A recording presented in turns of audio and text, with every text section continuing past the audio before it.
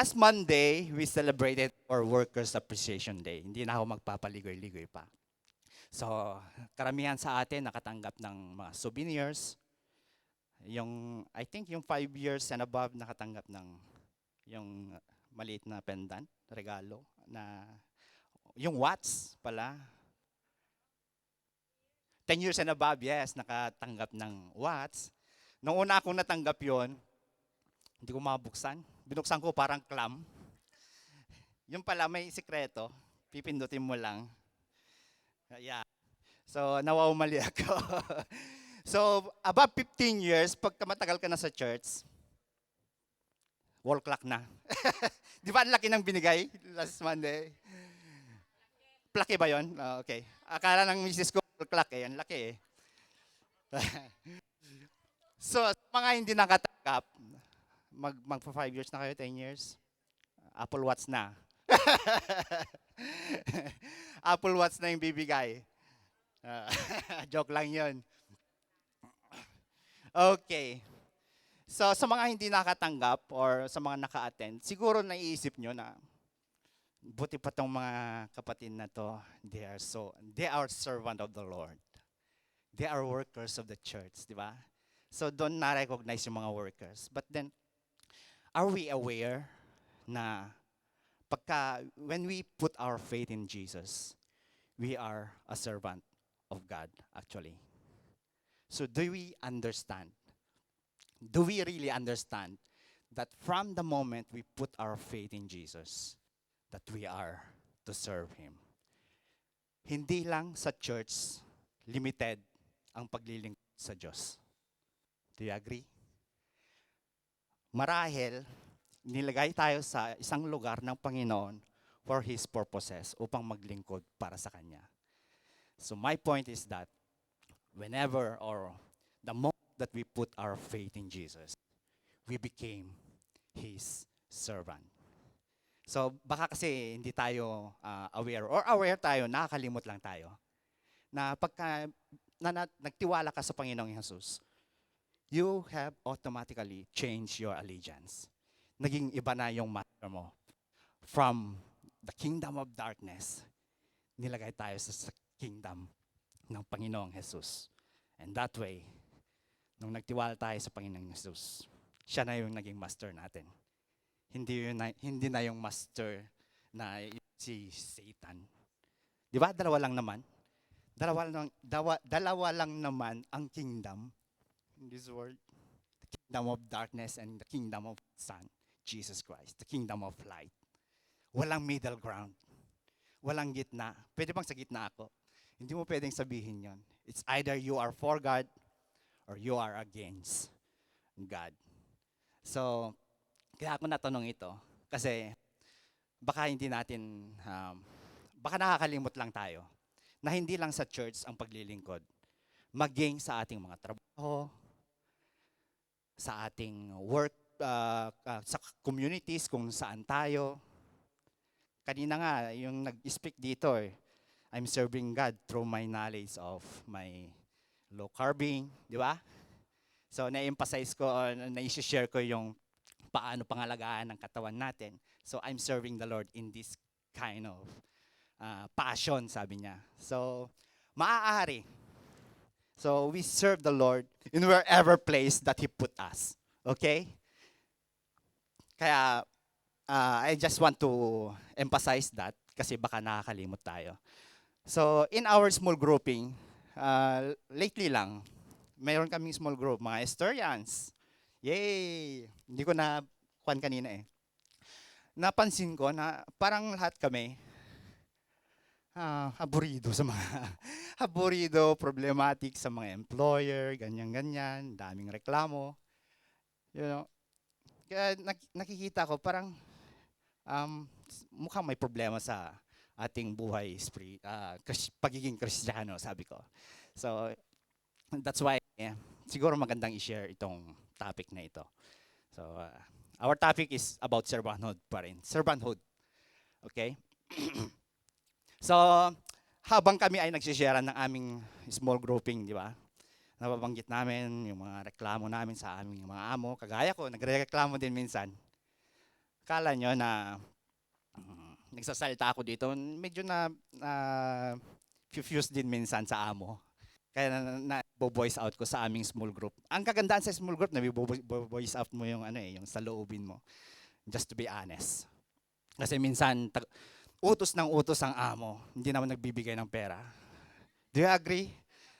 You can relate na buti ka pa mas mayaman kaysa sa amo natin, sabi ng asawa ko. Lagi akong nag-aabuno. Utos ng utos, hindi nagbibigay ng pera. But for the sake of accomplishing your work or hindi na baling mag-abuno, pera lang yan. Ganun ako lagi. Lagi-lagi na lang. Di, siyempre, mapupuno ka rin na limited lang yung limited lang yung sahod mo, di ba? So, kagaya din ng yung mga kapatid natin na nag-share sa mga amo na problematic sa trabaho, masyadong marami, ganyan-ganyan. Meron pang kapatid na hindi nyo kilala to, nag-church, tapos, pagdating sa bahay, ang daming trabaho na ginawa. Tapos, dahil sa nadatnan na maraming trabaho, yung isasampay niya, nagaling sa washing machine, sasampay na lang. Dahil sa control na siya ng emotion, galit na siya Instead na isampay, ilagay sa floor at inapak-apakan ka.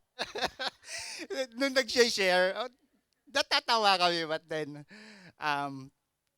ang maganda dito, na-realize niya, sabi niya dito, which is I like the honesty na, alam niyo nung nahihimasmasan ako mga kapatid, hiyang-hiya ako sa sarili ko. Kristiyano pala ako. Kagagaling pala ako ng simbahan. Ganun ang ginawa ko. Parang maganda yung realization na ganun Na sa tingin mo walang nakatingin sa'yo, but the Holy Spirit is in you. The Spirit is there to convict you when you're done or doing something wrong. Di ba? So hindi nyo kilala yon. So wag nyo nang tanongin kung sino. But I like the honesty in her heart. Kwan naman, simula nun nakita namin yung paglago, grabe. I'm so amazed. She really encountered the Lord Jesus Christ. Naging yung smooth na yung buhay. Medyo hindi na parang Peter na pabigla-bigla. So yeah.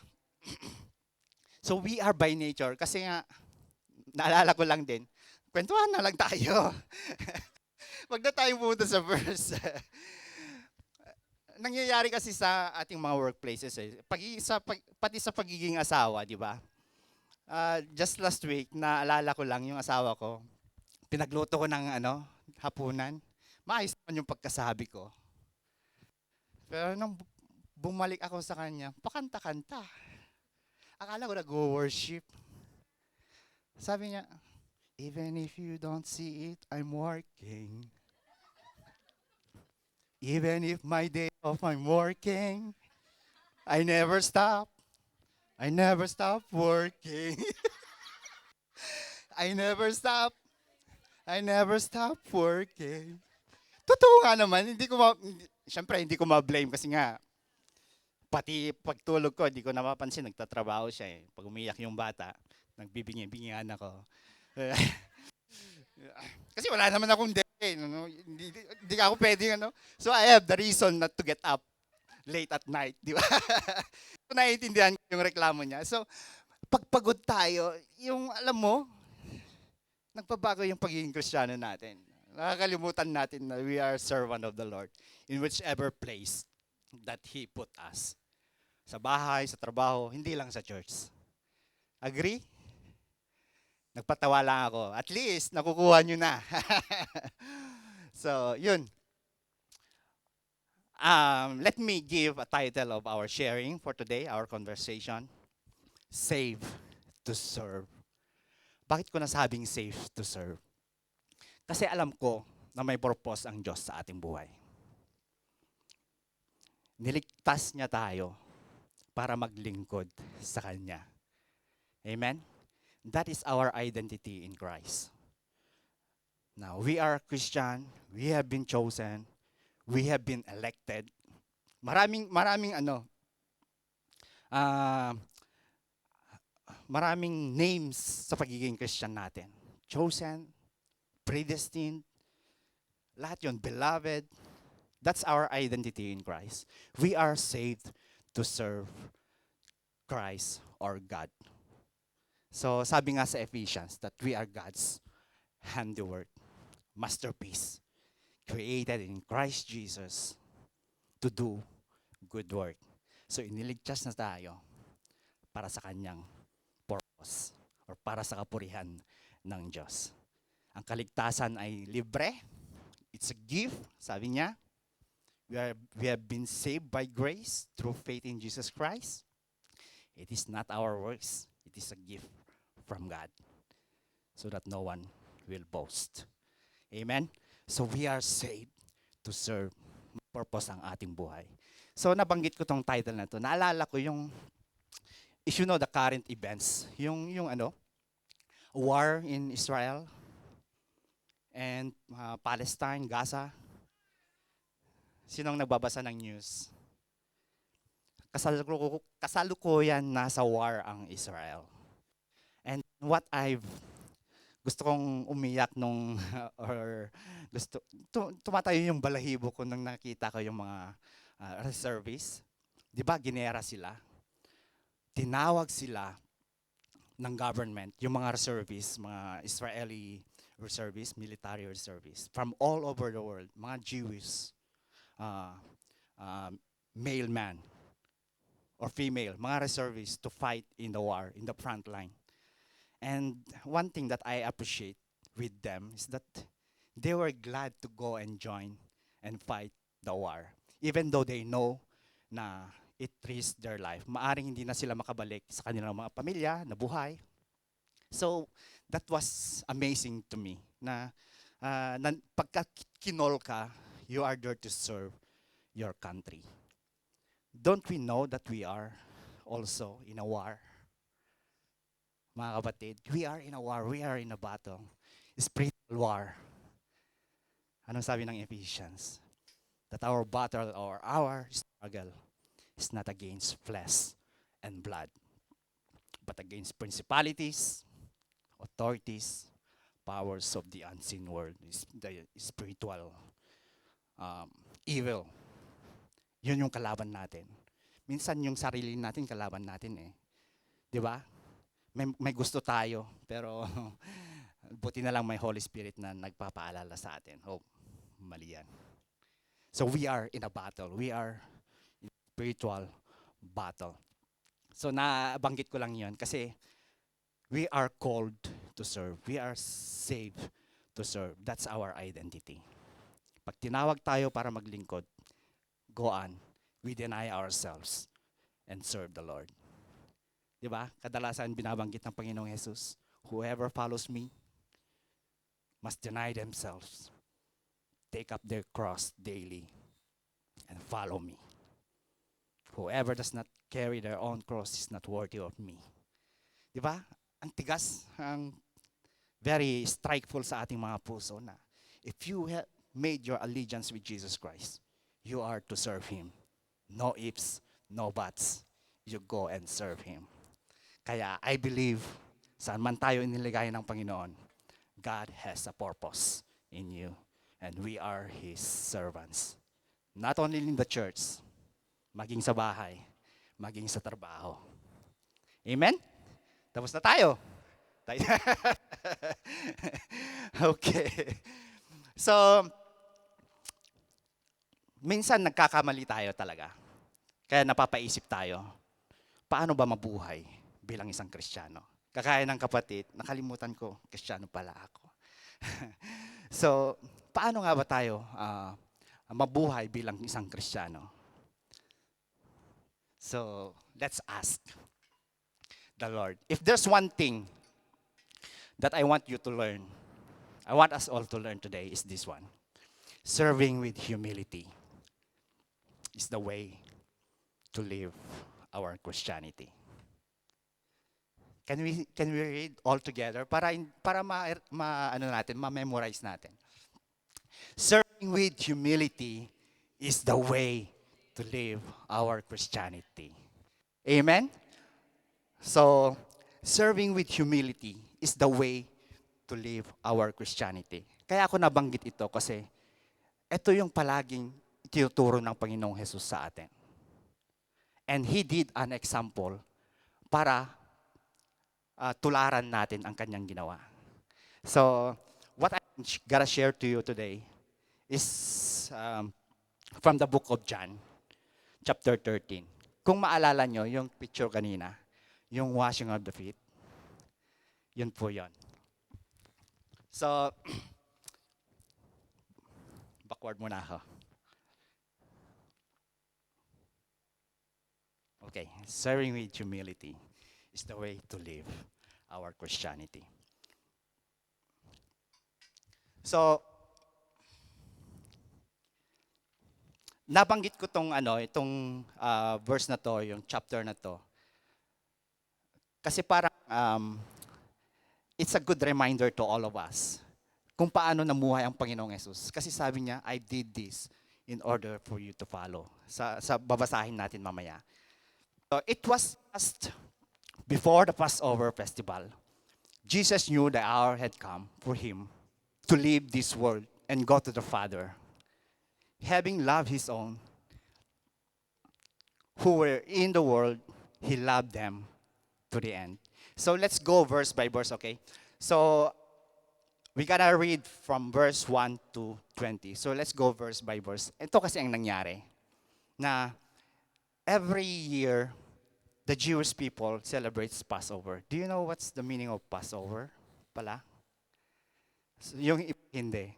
So this Passover is very important in the Jewish culture or Jewish community. Lagi nila nga itong sineselebrate for them to be reminded of what has the Lord has done for them. Anong nangyari sa Passover? It was the time when God delivered them, set them free from the bondage of the Egyptians. Naalala niyo yung 10 plagues? Yeah, the 10 plagues of the Egypt, and the last one is the plague of the killing of the firstborn. Ang utos ng Panginoon, magkatay kayo ng lamb and use that blood to paint or sprinkle in your doorpost so that when the angel of death will pass over you, hindi mamamatay yung mga firstborn nyo. So, yun ang utos ng Panginoon. So, nangyari nga. They did what the Lord has commanded them. So, nagkuhan sila ng dugo ng lamb. And then, the angel of death passed over them. And the firstborn of the Egyptians were dead. Kaya, yun yung pinakalas na plague na binigay ng Panginoon. And they were able to be set free by the Egyptians. Sige, umalis na kayo. Go and worship your Lord in the wilderness, in the desert. Kaya nila sineselebrate ang Passover kasi utos ng Diyos sa kanila yon. You are to celebrate each year. Ikwento nyo sa inyong mga anak para hindi nila makalimutan ang ginawa ng Diyos. So napaka-importante ano, you celebrate what God has done for you. Kasi hindi ordinary yung nangyari. It's a miracle. It's a supernatural thing. Gawa ng Diyos yun. Kamay ng Diyos ang nagligtas sa kanila sa bondage of the Egyptian. Kala nyo yung mga chanting ngayon na free something something, Israelites ang unang yun eh. Di ba? Free Israel. Narinig sila ng Panginoon. And God raised a deliverer, which is Moses, to deliver them from the bondage of slavery. So, kaya nila sineselebrate ang Passover. So, ang Passover, in-emphasize ng Bible ito because there is a greater Passover that will come. And ang Panginoon, ang katugunan ng Passover na ito, Panginoong Jesus. So, yung Passover in the Old Testament is only a shadow pala. Alam niyo yun? The real Passover is in Jesus Christ.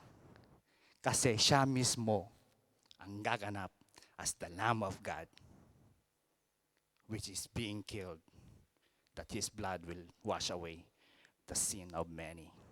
Kaya tayo pala palayain. So, ito yung ngayon yung kwento. Do you get me so far?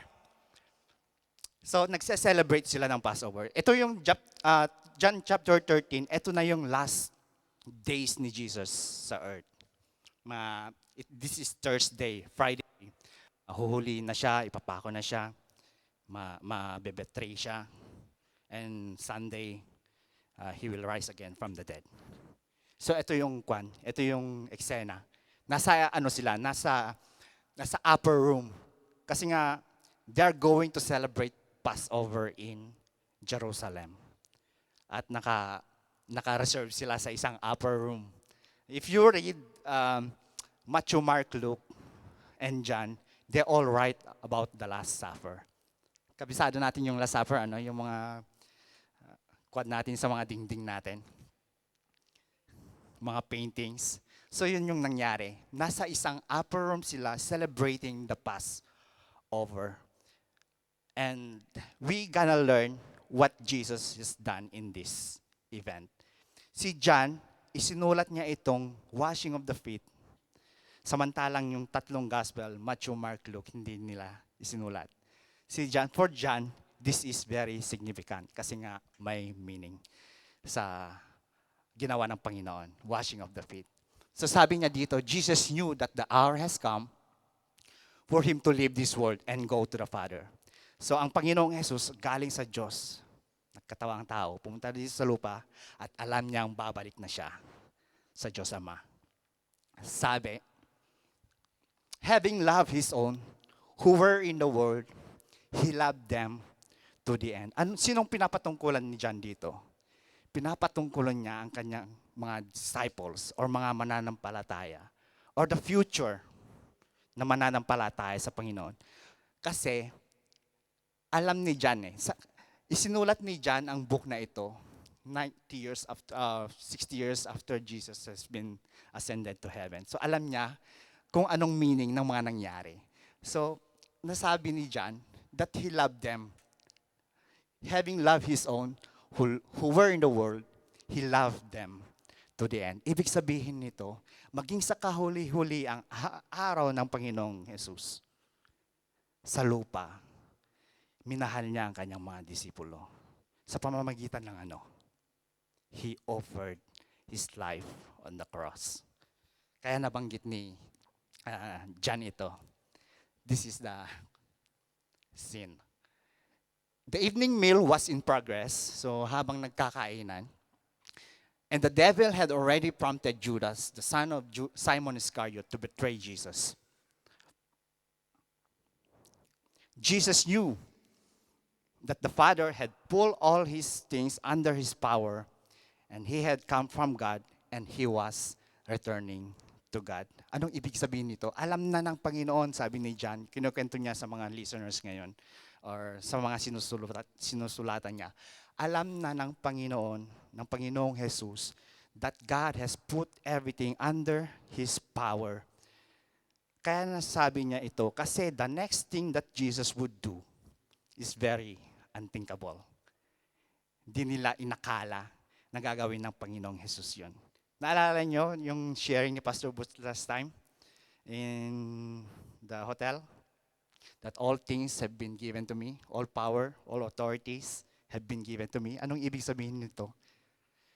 That He is the King of the world. Meron siyang authority to mag-command, pwede niyang gamitin yung pagka-king niya para mag-utos. Pero ang nangyari dito, hindi. Siya ang naglingkod. So Jesus knew all things, that the Father had put all things under His power, and that He had come from God, and He was returning to God. Verse 4, so He got up from the meal, took off His outer clothing, and wrapped a towel around His waist. So, can you imagine? Na kasalukuyan silang nasa hapagkainan, and then suddenly God took off His garment, and then put a towel on his face and began to wash disciples' feet. Basahin natin. After that, he poured out water into a basin and began to wash his disciples' feet, drying them with a towel that was wrapped around him. So we can imagine na ang kanilang Lord, ang kanilang Master, si Jesus Christ, who had all the power in heaven and in earth, went out from his way to clean the disciples' feet. Feet. Can you imagine that? Kaya yung isang disciple nag-react. Mababasa natin. Okay. When he came to Simon Peter, who said to him, Lord, sabi niya, are you going to wash my feet? So kilala natin si Pedro, di ba? Siya yung laging umaalis, siya yung mahiyain. Matapang pero mahiyain si Pedro, don't you know? Sinong kaparehas ni Pedro na matapang tayo pero medyo mahiyain, marunong ilugar ang sarili. Nahiya siyang magpawash ng feet kay Jesus. Do you remember? He is consistent. Peter pala is consistent kasi the first time that he met Jesus, while he was catching fish, di ba wala siyang makuhang isda? Sabi niya kay Peter, throw your net once again. And he catches a lot of fish. Nung nakita ni Peter ang milagro ng Panginoong Jesus, anong sabi niya kay Peter? Away from me, for I am a sinner. Di ba? Consistent si Peter. Lumalayo siya sa Panginoon. Kasi feeling niya, hindi siya akma kay Panginoon, kay Lord, kay Jesus. Makasalanan ako, lumayo sa akin. Eto ngayon, in this event na washing of the feet, ikaw ang master ko, ikaw ang teacher ko. Are you going to wash my feet? Surely not, Lord. Di ba meron tayong ganong ugali? Nasubukan nyo nang ipagtimpla ng kape ng amo nyo? Di ba nakakahiya? Ako na, Lord. Ako na. Di ba? Di ba normal lang din naman yon? Okay. Jesus replied, you do not realize now what I'm doing, but later you will understand. Peter, trust me. Allow me to clean your feet. For later you will understand the meaning of this. Kumontra na naman si Peter.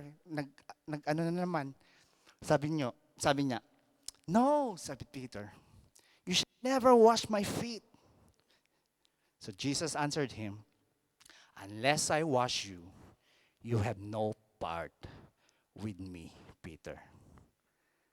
Oh, di ba? Unless I wash you, Peter, you have no part of me. So na-convince agad si Peter. Sige, Lord.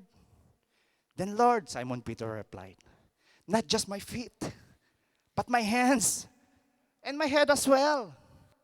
Di ba? Can you imagine Peter na hindi nakakaintindi tapos yung ginagawa niya, hindi pa rin niya maintindihan kasi exaggerated eh. Sinong exag sa atin? Yung parang Peter na pag malungkot, ayaw ng kausap. Pag masaya, hindi naman mapigilan. What do you think? Tahimik, pero pag nagalit, sobra. Si Peter, nag-cut ng ear ng servant ng high priest. Dahil sa pagiging matapang niya. He will protect Jesus by the sword. Pero sinabihan ni Lord, baba mo yan. Jesus answered, those who have had a bath need only to wash their feet. Their whole body is clean. And you are clean, Peter, though not every one of you. Bakit nasabi ng Panginoong Jesus ito? Malinis ka na, Peter. You don't have to take a bath. Paa mo lang okay na, Peter. You are clean. Every one of you is clean unless the other one. So, makikita natin dito sa kwento na to, yung meaning pala nito is very different. You have to dig in order for you to reveal the very message of this story. Parang parable, parang allegory na isang istorya na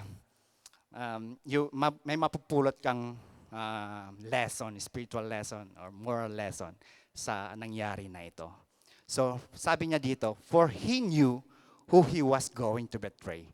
And that was why he said, not every one of you is clean. So, hindi pala ang pinapatungkulan ni Jesus dito is yung paglilinis ng paa. May deeper meaning pala. Nasanay na tayo sa di ba? Kay Book of John. Every time na magsasabi ang Panginoong Jesus, may different meaning. Sabi ng mga Pharisees, prove to us that you have authority over us. Give a sign or miracle. Anong sabi ng Panginoong Jesus? Destroy this temple and I will build it in 3 days. Di makapaniwala yung mga high priests. Di ba? It has taken 46 years to build this temple. So, malalaman natin na iba ang meaning minsan ng mga sinasabi ng Panginoong Jesus. Kagaya nung encounter niya sa Samaritan woman, give me water. Yun pala magkaiba sila ng sinasabi. Living water yung sinasabi ng Panginoong Jesus. Pero yung isa, literal na water. So, in the book of John, very, very rich in meaning. Kung babasahin nyo, huwag nyong tingnan as literal na Kasi sabi niya dito, I have done this for you to follow. Pero if you are going to look deeper on that washing of the feet, there's a great meaning on it, I believe. So sabi niya dito, when he had finished washing their feet, he put on his cloth and returned to his place. Binalik niya yung kanyang robe, yung damit niya at bumalik sa kanyang pwesto. So do you understand, sabi niya, do you understand what I have done for you, my disciples, my fellow 12 followers? He asked them. Naiintindihan niyo ba kung ano yung ginawa ko? So ibig sabihin, ito ng Panginoong Jesus na maintindihan nila yung meaning ng kanyang ginagawa. Intindihan niyo? And he said, you call me teacher and Lord, and rightly so, for that is what I am. Now that I, your Lord and teacher, have washed your feet, you also should wash one another's feet. Dito na tayo ngayon magtatanong. Should we wash one another's feet? In the church, literally? Kasi sabi ng Panginoong Jesus that's the question. I think there's no problem of washing each other's feet. But the question is it necessary for us to wash each other's feet? Yun ba yung pinapatungkulan ng Panginoong Jesus? Sa tingin nyo, is it literal that we should wash one another's feet? I don't think so. There's a greater meaning on this one. Unang-una sa lahat, pagpunta tayo ng church, nakasapatos na tayo. Malinis yung paa natin. Di ba? In their time, di ba? Naglalakad sila sa mga madumi, maputik. Di ba? So they need to. It's their custom to wash their feet whenever they enter a house. Remember Jesus, naalala ko lang, minsan inimbitahan siya ng Pharisee. His name is Simon. Inimbitahan siya para mag-dinner sa bahay ni Simon. What did Simon did? Hindi niya binigyan ng big si Jesus para i-wash yung feet.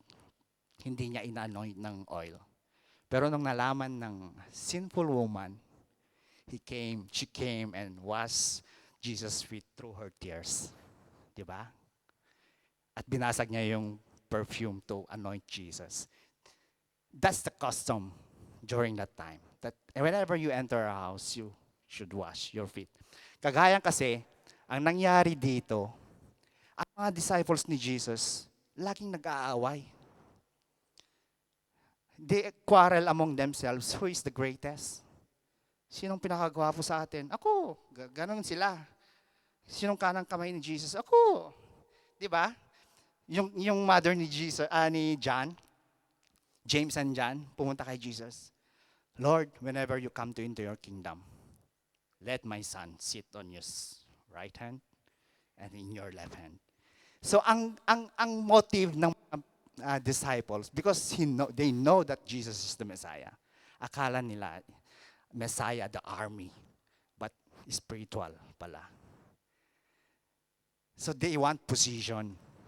Pero tinuruan sila ng Lord, whenever you have position, don't be like the Gentiles. Okay, let's move on. Marami na ako nakukwento. I have set an example that you should do as I have done for you.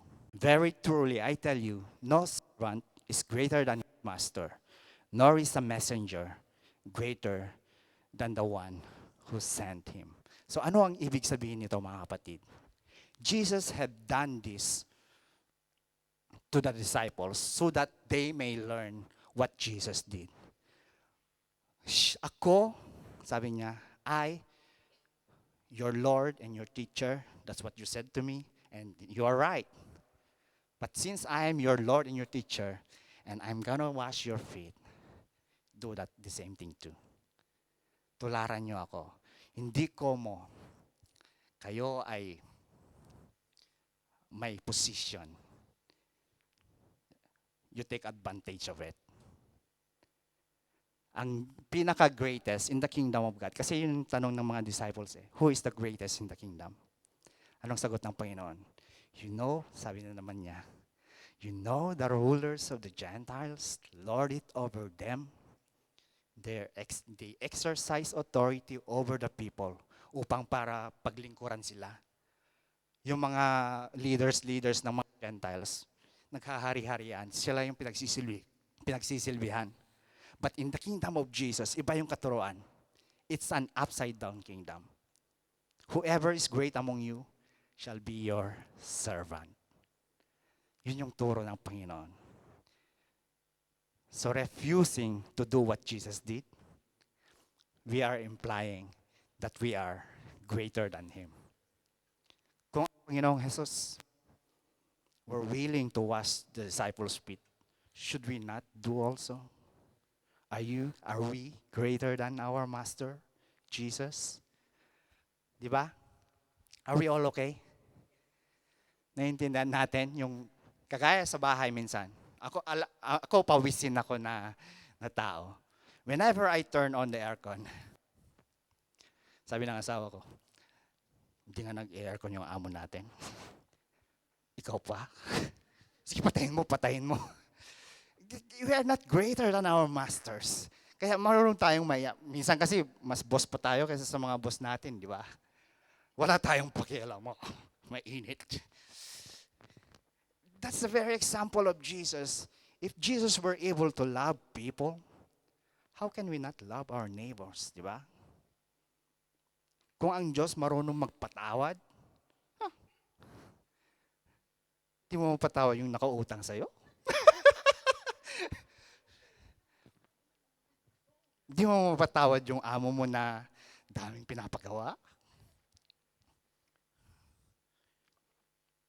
Kung ang Panginoong Jesus marunong umintindi, tayo hindi marunong umintindi.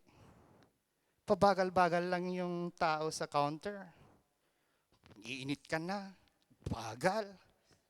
Di ba? Natatawa kayo, pero ganun tayo, di ba? Kung kailan isa lang bibilhin mo, tubig lang, siya, ang dami. Tapos magbabayad, barya. Tapos nakalimutan, yung sticker ko, papalit ko.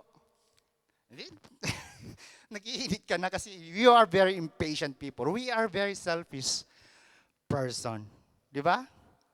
We are by nature very selfish. Sarili lang natin ang iniintindi natin. Sinong nalimot magpa-picture nung Monday? Inuna yung pagkain. Sinong guilty? Joke lang. Hindi ako nag-observe noon sa inyo. But again, The point is that gusto ni Lord na gawin natin kung anong ginawa niya. Though He is Lord, though He is our Master, He was willing na magpakumbaba. He was willing to humble Himself to serve His disciples. At yun ang gustong gawin natin. Gawin ng Panginoon na gawin natin. Tama ba yung Tagalog ko? Basta yun. Okay. Now that you know these things, you will be blessed if you do them. So you are happy if you do these things. My command. Anyone who loves me, sabi nga ni Jesus, should obey my teaching. Di ba? Agree? Patapos na tayo. 18 to 20. Okay, basahin natin. I'm not referring to all of you. I know those I have chosen. But this is to fulfill this passage of Scripture. He who shared my bread turned against me. I'm telling you now before it happens, so that when does it happen, you believe that I am who I am. Nababasa niyo yung I am who I am. Nung nabasa ko to, parang naalala ko yung pangalan ng Panginoong Jesus in the Old Testament. What is your name, Lord? Sabi ni Moses. I am who I am. Diba? See the claim of Jesus. But in other translation, sabi niya, I am the Messiah. Ako nga yung Messiah niyo.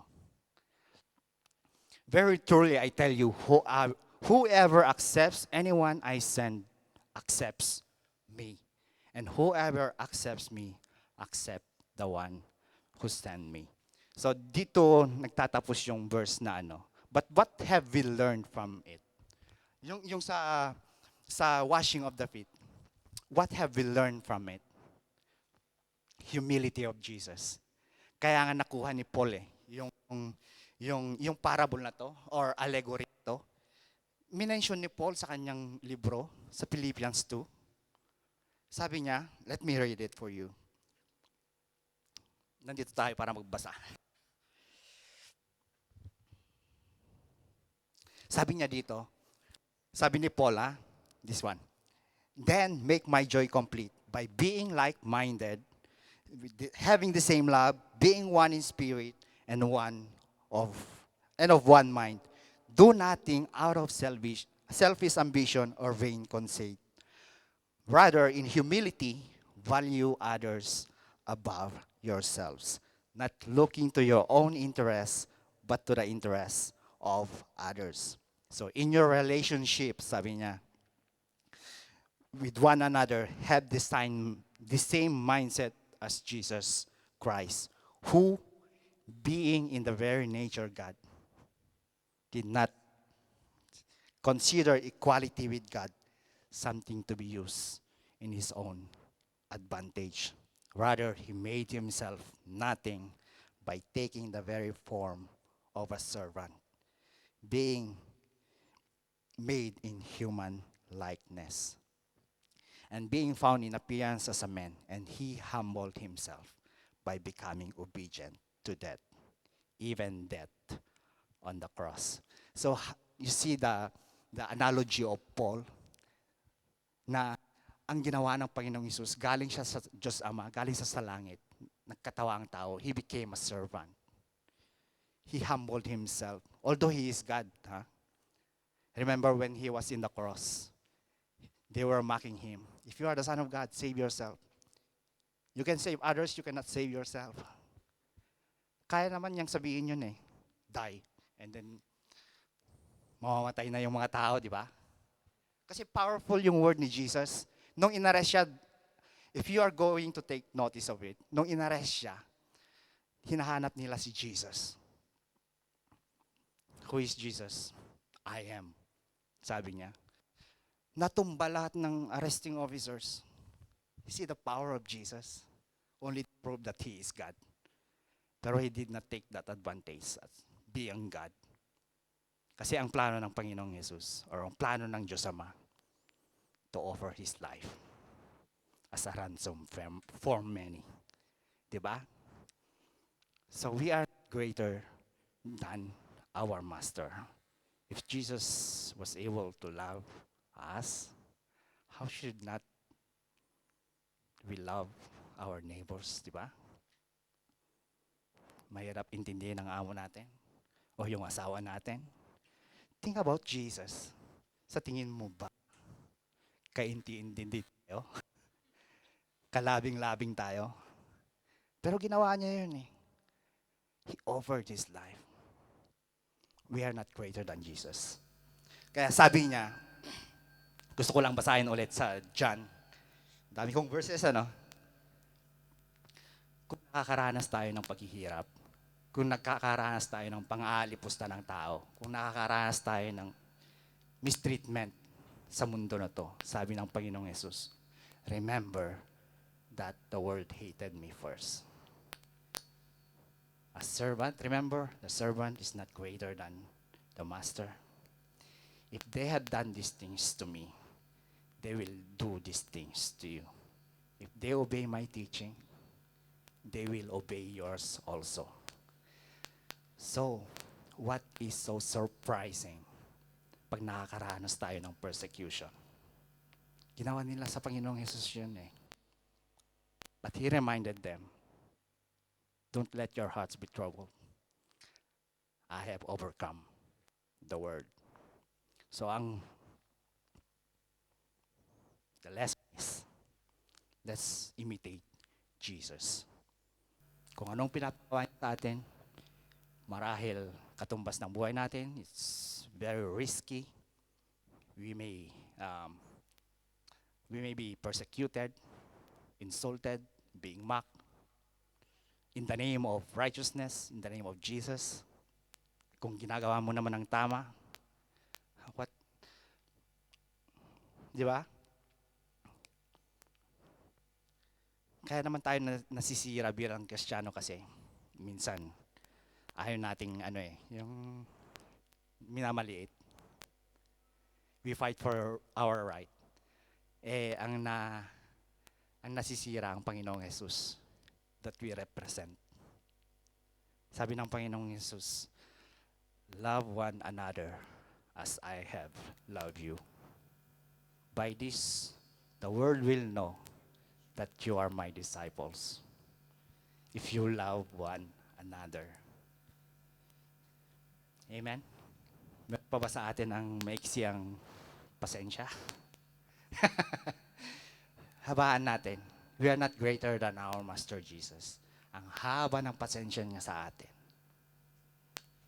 Kaya let us all be reminded of what Jesus done for us. So serving with humility is the way to live our Christianity.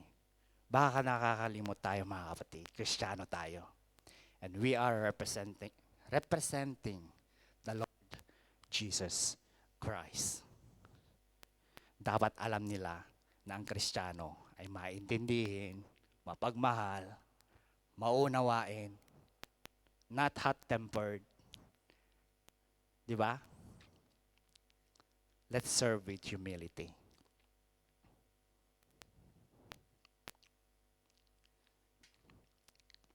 So, napakasarap na ipasamuhay natin yung ganitong klaseng mindset na humble tayo.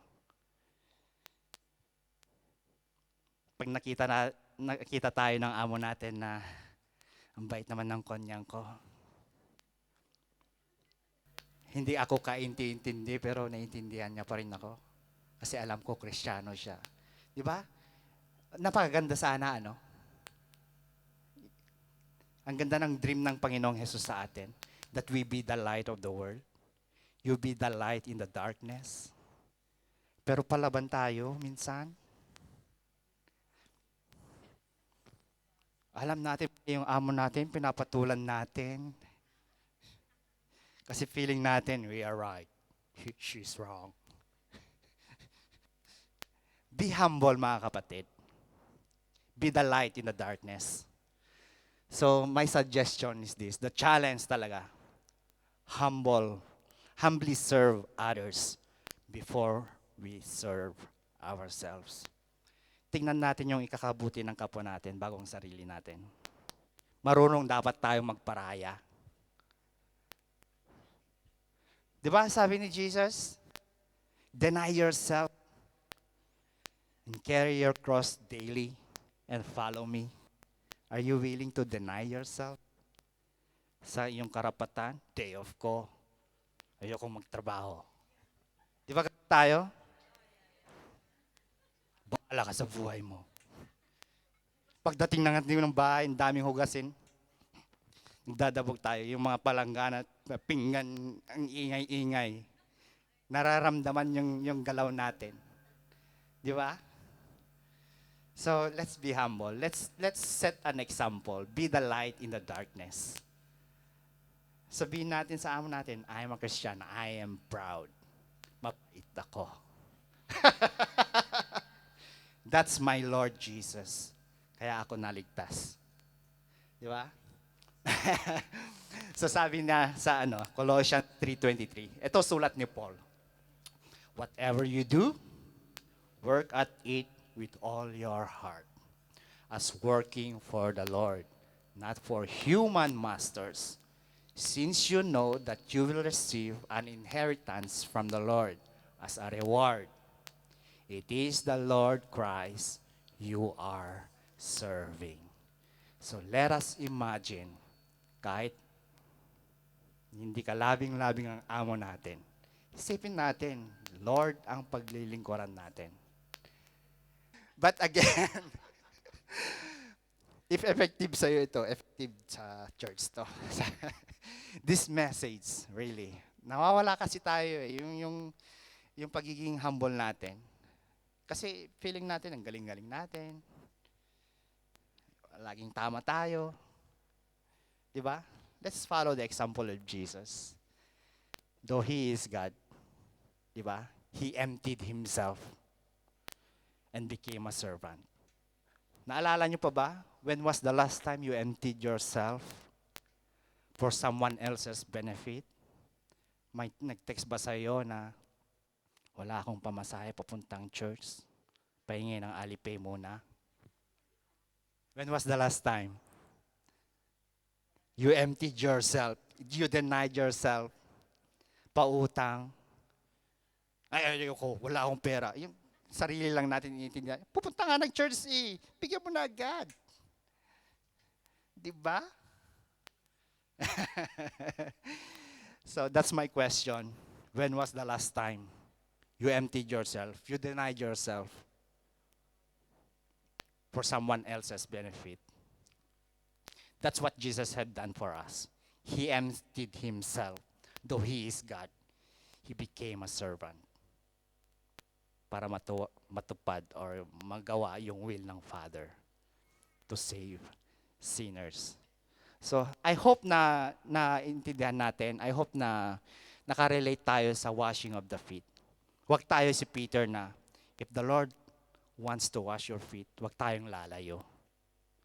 Ikaw nga yung purpose kung bakit pumunta ang Panginoong Jesus for sinners to be washed. Kasi iba ang mindset ng mundo. When they saw Jesus hanging with the tax collectors and sinners, why your master, why your teacher is hanging with sinners? Anong sagot ng Panginoong Jesus? It is not the righteous who needs a doctor, but the sick. Diba? I came to seek and save the lost. Yun yung purpose ng Panginoong Jesus. Diba? So I hope hindi tayo lumalayo sa Panginoon. May